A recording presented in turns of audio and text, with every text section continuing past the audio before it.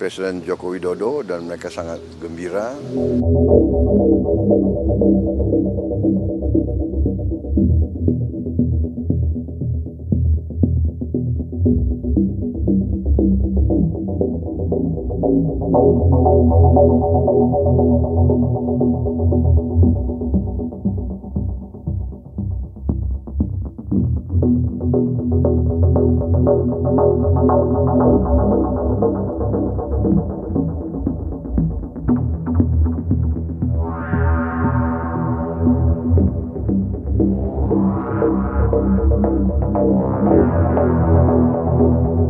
Presiden Joko Widodo dan mereka sangat gembira.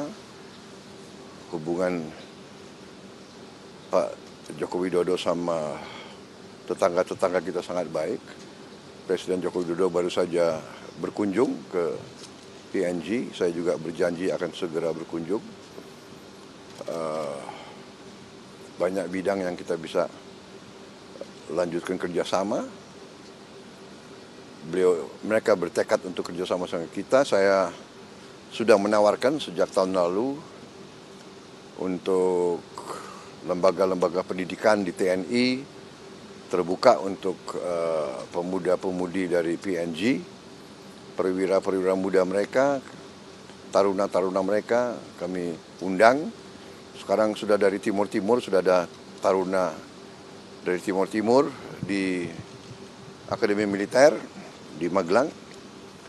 Juga untuk Universitas Pertahanan kami juga membuka kesempatan untuk mereka sangat menghargai.